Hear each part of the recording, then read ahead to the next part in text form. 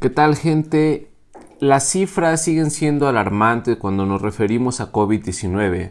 En el mundo ya vamos acercándonos a las 20.000 muertes, Italia se acerca a las 8.000 y a pesar de estar teniendo un tremendo apoyo de parte de los cubanos, de los rusos, la situación para Europa sigue siendo grave. Pero ¿qué pasa?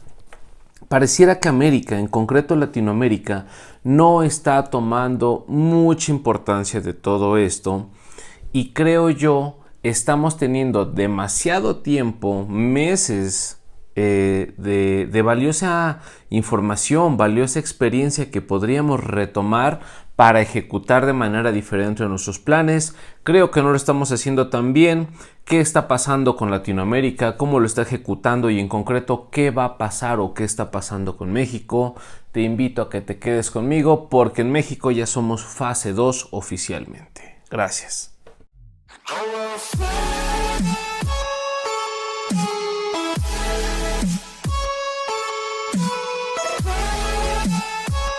Vale, pues como te decía, la situación parece ser difícil y por si fuese poco, en China recientemente murió un hombre por hantavirus, que es un virus contagiado por roedores.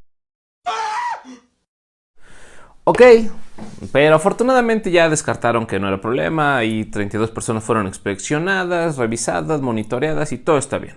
No pasa nada. Pero a México, ¿qué le está pasando? Oficialmente ya somos fase 2. Lo decreta el gobierno el día de hoy, ayer, según estoy viendo este video. Y llegamos a la fase 2 con más de 400 casos confirmados de infección de COVID-19 o de contagio de COVID-19 y con 6 muertes oficiales. Y lamentablemente para el dolor de todos, Tlaxcala ya confirma su primer caso. Sí, Tlaxcala, que era motivo de memes, que decían que hasta los tlaxcaltecas salieron con el COVID-19, traicioneros y demás, no tenía ningún registro de contagio hasta el día de hoy, pues lamentablemente se le va su racha, por lo cual podemos decir que todo el país está contagiado de COVID-19.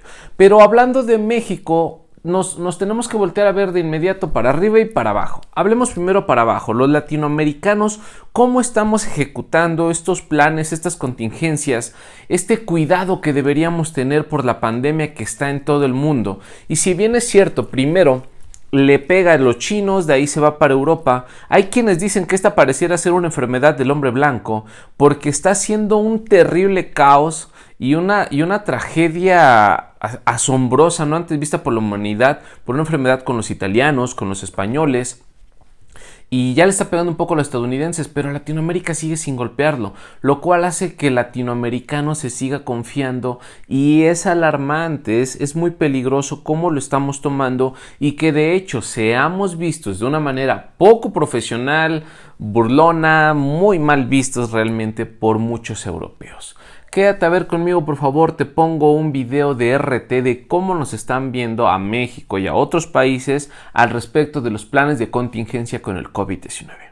Gracias. Quienes la conocen bien saben que Latinoamérica es una de las regiones con más cosas en común y al mismo tiempo más variadas de todo el planeta. Y a la hora de abordar la crisis del coronavirus, no podía sino reflejarse esa realidad.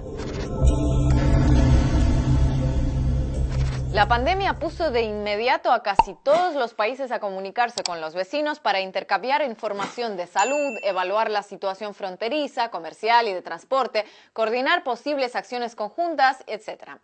Todo para mitigar sus efectos, pero aparentemente algunos gobiernos tienen otras prioridades. Las llamadas iniciales del gobierno de Venezuela al de Colombia a todos los niveles fueron continuas e infructuosas ante el empeño del lado colombiano en que el único interlocutor válido con el que mantendrían comunicación sobre la infección global es Juan Guaidó o sus designados. Algo tan efectivo médicamente como disfrazar a un maniquí de cirujano y tumbarte en una camilla a su lado convencido de que tarde o temprano podrá efectuar la operación de apendicitis que necesitas. Por la radio se vivió un momento entre incómodo y cómico cuando un senador colombiano defendió la estrategia de contactar a Juan Guaidó para atender la emergencia ante el estupor del periodista que pasó de entrevistarlo a intentar hacerlo entrar en razón. Lucas, yo lo que digo es que hay que hacer un primer llamado a Guaidó, que es la persona que hemos reconocido. que Pero sobrepasan senador, de verdad, las diferencias senador, políticas. senador, Yo no me es cierro que, la posibilidad, es que esto Lucas, tiene que ser yo no muy me cierro la serio. posibilidad. ¿Cómo puede decir usted que hay que llamar a Juan Guaidó a qué? ¿Lo va a mandar con un Pero ya- termómetro a la frontera? De verdad, Félix, estamos en pero una la persona cuestión que de hemos vida o reconocido, muerte. escúcheme lo que estoy diciendo. Lo que estoy diciendo es llamar a Guaidó porque es la persona que hemos reconocido. Él nos dirá, oiga, yo no puedo hacer nada. No, ¿Cómo se llame? se lo Yo podemos puedo- decir nosotros. tendrá- El señor Guaidó no puede hacer nada. Y le hacen un daño, que no vayan a hacer el ridículo desde la Cancillería de llamar a Juan Guaidó. Coordinar o no coordinar entre ambos gobiernos no es un asunto menor en este caso. Colombia y Venezuela comparten 2.200 kilómetros de frontera. El paso de decenas de miles de personas por vías regulares o los llamados caminos verdes es continuo por trabajo, estudios o salud. Epidemiológicamente, es imposible que una pandemia como el coronavirus se haga presente en uno de los dos países sin afectar al otro. Por fortuna, tras muchos intentos y a regañadientes, los entes responsables de salud en Colombia aceptaron coordinar con sus pares venezolanos, aunque fuera a través de terceros, eso sí. Desde Bogotá este asunto se maneja medio a escondidas, como si fuera algo vergonzoso o inconfesable. El empeño por materializar una fantasía diplomática todavía está por encima de contener una pandemia real. Aunque la frontera con Brasil es menos crítica por la poca población y trasiego, Bolsonaro siguió una lógica similar a la de Iván Duque, no contactó con nadie en Caracas y su única medida fue cerrar la frontera aduciendo que el gobierno venezolano sería incapaz de contener la pandemia. Anuncio que, por cierto, hizo en los días en que uno tras otro varios de sus ministros y funcionarios cercanos eran aislados o internados tras contraer el virus. Tan sincronizado. Desde el inicio, Bolsonaro minimizó el impacto de la pandemia y la atribuyó a una histeria colectiva. Nada sorprendente teniendo en cuenta que uno de los mentores ideológicos del político brasilero fue todavía más lejos y afirmó que el coronavirus ni siquiera existe. O número de mortes, né, dessa suposta epidemia não aumentou em nenhum único caso o número habitual de mortes por gripe no mundo. Nenhum único caso, gente. Né? Então, isso é a mesma coisa que dizer, olha, essa endemia, ela simplesmente não existe.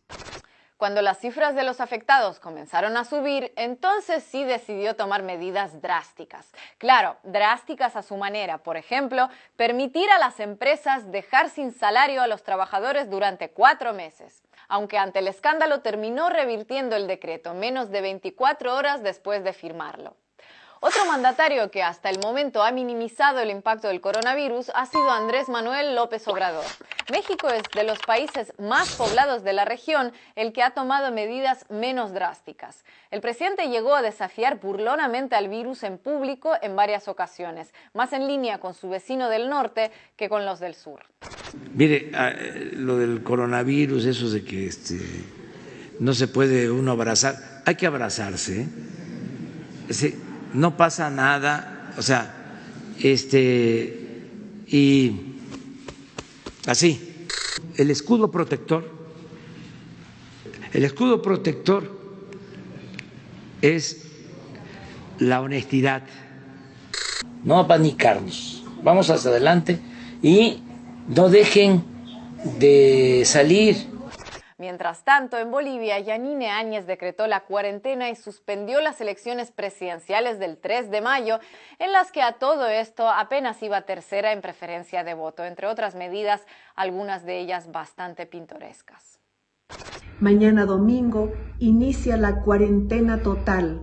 Por ello les pido podamos realizar un ayuno en oración, arrepentimiento y fe, para que sea nuestra mejor arma de lucha contra esta enfermedad. En Chile también se reconfiguró el panorama político debido al coronavirus. Si Sebastián Piñera se asoma a la ventana y por un momento olvida el decreto de emergencia que firmó, podría llegar a pensar aliviado que las protestas que agitaron las calles chilenas durante meses desaparecieron para no regresar. El referendo para una nueva constitución también tuvo que ser aplazado. ¿Qué pasa si el virus muta y se pone, perdón que use una palabra, buena persona? Cuba Cuba también captó la atención en redes sociales y en menor medida, por supuesto, en los grandes medios, pero no por sus medidas a lo interno. Fue la llegada de sus médicos a Italia a solicitud de las autoridades locales, desbordadas por completo, la que levantó una ola de comentarios por su carga simbólica. Un integrante de la todopoderosa Unión Europea siendo socorrido por un país bloqueado y enfrentado a grandes limitaciones materiales.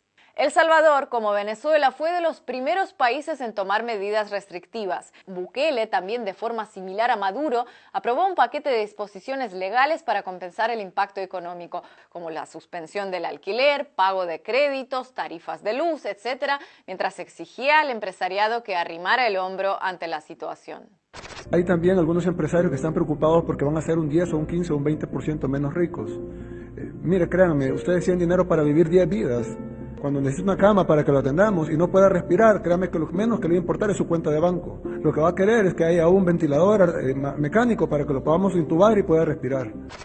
Salvo excepciones, los precarios sistemas de salud con los que cuenta la región, muchos prácticamente borrados por compañías aseguradoras y clínicas privadas que apenas cubren las demandas sanitarias de la población, no se pueden permitir un escenario ni remotamente parecido al de España o Italia. Países que en promedio cuentan con una mejor realidad médico-hospitalaria y aún así no han podido hacer frente a la pandemia. La duda que queda abierta en toda la región es cómo van a enfrentar la cuarentena segmentos de la población latinoamericana que se dedican a la economía informal, que en algunos países supera holgadamente el 50% de la fuerza laboral. Sus ingresos dependen exclusivamente de lo que venden en las calles, actividad que ahora obviamente no pueden realizar cortando de raíz sus ya de por sí escasos recursos. Muchos de ellos viven en precarias viviendas improvisadas donde no pagan alquiler, ni luz, ni servicios básicos, por lo que ese tipo de exenciones de pago que alivian a cientos de miles de personas en los países que las adoptaron, a ellos no los beneficia. Si la crisis se alarga, su situación puede degenerar de complicada a desesperada rápidamente. Unos de más, otros de menos, impacientes aquellos, tranquilos los otros, algunos coordinados, otros cada quien por su lado. Lo cierto es que con la incertidumbre como único factor común, es difícil anticipar cómo impactará la pandemia a cada país de la región una vez haya pasado lo peor. Y aunque sin duda el coronavirus cambiará muchas cosas, en lo fundamental, en lo bueno y en lo malo, en lo mágico y en lo dramático, lo más seguro es que Latinoamérica siga siendo la misma. Pues así nos ven los europeos y creo yo pues no sé si justo, pero es natural que un pueblo tan desarrollado, un pueblo que vive tan en contacto con el primer mundo o es el primer mundo nos ve así. Porque estamos siendo muy irresponsables, de verdad, estamos siendo muy irresponsables. Y Alejandro Magno nos decía, de la conducta de cada uno depende el destino de todos. Hermano Alex, muchas gracias por eso. Y creo yo es interesante verlo así. No estamos siendo responsables. Y nos estamos mofando de esta y muchas otras situaciones, pero en parte el mexicano y muchos latinos así somos por necesidad. El mexicano y muchos otros latinos se ríen de la muerte, se ríen de muchas circunstancias porque la comedia ha sido la mejor solución o la mejor salida, un buen escape ante la tragedia que vivimos a diario. En casa se vive tragedia, fuera de casa se vive tragedia. Es el único escape real y el más accesible al que tenemos chance nosotros como latinoamericanos. Y creo yo es natural a nosotros, pero si estamos viendo que los europeos están viviendo esta crisis de salud, esta crisis social, económica, y 2-3 meses después nosotros la vamos a vivir y no estamos aprendiendo de eso, sí se me hacen muy irresponsables. Los gobiernos han hecho lo que han podido en la medida de sus capacidades, pero con todo eso el pueblo no está haciendo lo necesario, ¿no? Creo que debimos y quizá aún podemos hacer más que esto. En México estamos confiados porque 6 muertes, no está tan mal, ¿no? Bueno, es que no hemos llegado al pico que ya llegaron esos países. El mundo ve con un poco de asombro cómo Latinoamérica se está relajando tanto, ¿ok? Entonces sí tengamos un poco más de conciencia, un poquito más de responsabilidad en lo que está pasando, ¿ok? Caso concreto, estadísticas duras, ¿qué le está pasando a México? Bueno, curiosamente parece que lo mejor o para lo que mejor nos podemos organizar ahorita los mexicanos son para los saqueos.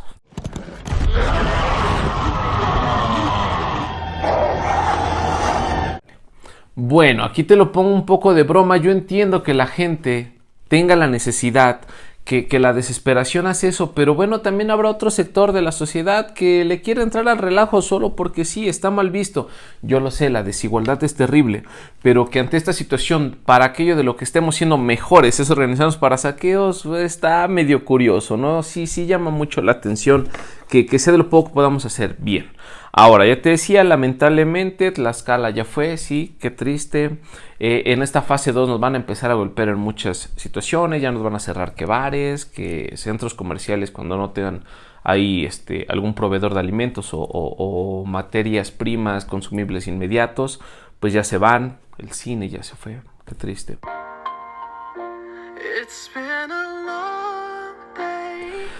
Es interesante cómo ya las políticas fiscales empiezan también en México. Los bancos dicen que van a diferir entre 4 y 6 meses los créditos que se tengan, lo cual está muy interesante y eso automáticamente me lleva a pensar en lo que hace Sheinbaum en la Ciudad de México, que dice vamos a meter 50,000 microcréditos de 10,000 pesos cada uno, en donde las personas que lo adquieran van a tener que pagar a partir del cuarto mes. Está súper chido, con una tasa de interés del 0% y diferido a 24 meses. La verdad está súper chida esa política que está ejecutando, lo cual parece que se va como que a veces de lado con lo que dice AMLO, ¿no?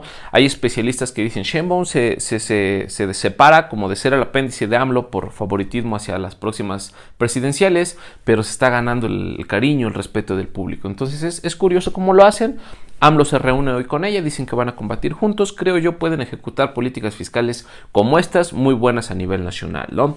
La verificación ya se aplaza en la Ciudad de México, el Estado de México y otros estados, al menos por 2 meses. Hay estados que lo van a aplazar por mucho más, lo cual se me hace muy, muy bueno. Y Sectur pide a AMLO que dé prórrogas fiscales con tal de no golpear tanto. Eso será meterse un poco con casetas, meterse un poco con todo lo que tenga que ver con peajes y condiciones que faciliten la movilidad, lo cual es un poco difícil de manejar, pero pues la movilidad se va a dar, el turismo se va a seguir dando a pesar de esto, por lo que ya te dije que somos los latinos, ¿no? Pero llama un poco la atención que a pesar de todo esto, tal vez no nos alcance para mejorar las condiciones. El peso mejoró, recupera 3.96, casi 4%, ya estamos oscilando los 24 pesos de una manera más estable, pero con todo y eso, distintas empresas que miden el crecimiento de México dicen que va a haber un cero crecimiento.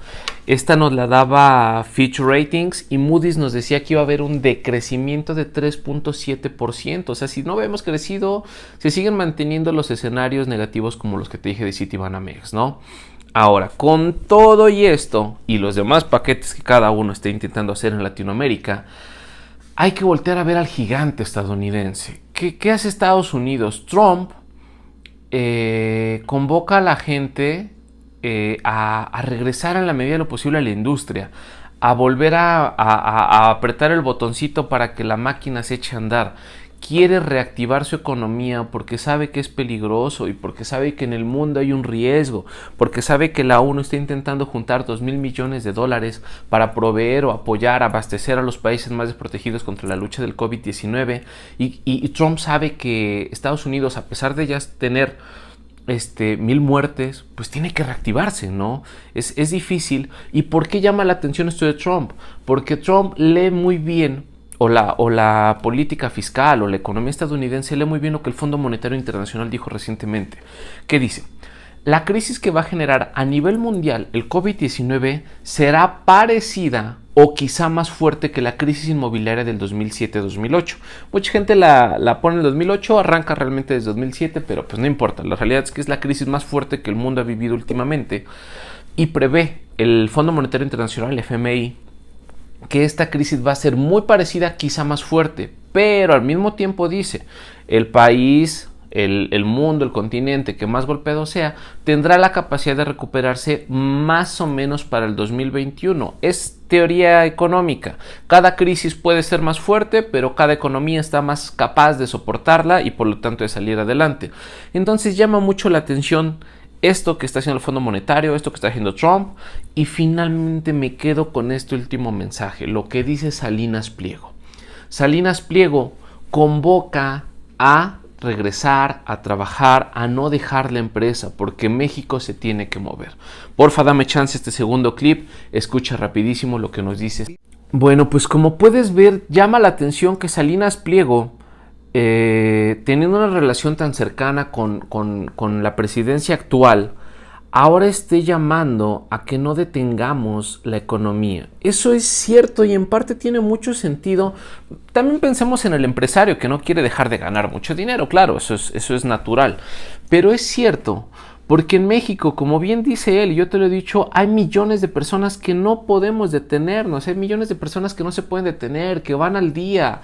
Algunos tal vez no vamos al día, pero vamos a la semana o a la quincena. Cualquiera de esas situaciones nos van a imposibilitar parar del todo. Esto no es Suiza, como bien decía hace rato una amiga, Cristal, saludos.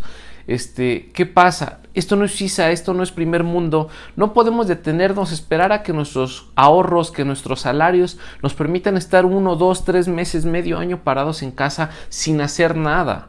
Hay cosas que hacer en casa, eso es obvio, pero la mayoría de nosotros, si consideramos que de casi 130 millones de mexicanos, que somos 127 aprox, ¿qué te gusta? 100 millones de mexicanos son pobres. 40, 50 millones al menos viven en pobreza extrema, y de toda la fuerza laboral que hay, más del 50% es informal, es gente que tiene que salir día a día para vender algo y para poder comer. Entonces, si esa gente con esas estadísticas no se puede quedar, pues ¿qué vamos a hacer? Naturalmente tenemos que mover la economía de México. Hay empresas que no permiten el home office, hay empresas que van a pagar a mitades, hay empresas que no van a pagar. Entonces, con todo y esto, no pretendamos poder pararnos. Es doloroso, pero no nos podemos parar. Es imposible que el mexicano pueda parar del todo, y más aún siendo una economía tan débil, tan frágil, tan golpeada por otras situaciones, y ahorita con esto no podemos parar. Se quiera o no se quiera, México no puede parar, y llamados como Salinas Pliego, pues llama la atención cómo un empresario de este impacto nacional te convoca a trabajar. Creo yo la necesidad lo hace, pero que él lo diga también es interesante, ¿ok? Ojalá de verdad que México pueda salir avante de esto, pueda salir bien librado, o como estamos haciendo muchas veces los mexicanos, que pasemos de panzazo y no supimos ni siquiera cómo la libramos, pero la terminemos librando. De verdad, de corazón, yo espero que lo podamos hacer. Para si puedes parar. Cuídate si no puedes parar, pero como sea, por favor, sigue con las mismas recomendaciones. Ya sabes que esta enfermedad ataca primordialmente a ciertos sectores, pero no distingue de etiquetas, no distingue de clases sociales, de razas, de religiones, de nada. Solo cuídate si no has de parar, y por favor toma mucha conciencia de todas las medidas que ya sabemos. Lavarse las manitas no es tan difícil. Ojalá donde estés haya agua. Ojalá que las cosas no empeoren, y ojalá que por favor las estadísticas no se disparen como en otros países. Cuídense mucho, yo sé que fue bastante larguito el video. Ojalá que todo lo que venga de COVID-19 sean noticias menos alarmantes, un poco más suavecitas, ¿vale? Y saludos a todas las personas que me apoyan contribuyendo con ideas, con información, con los clips, con el contenido. Muchísimas gracias, hermano Jedi, hermano Roger, cuídate carnal, que esté muy bien. Gracias. Apóyame por favor, suscríbete, dale like, comenta, comparte. Muchísimas gracias y sean felices.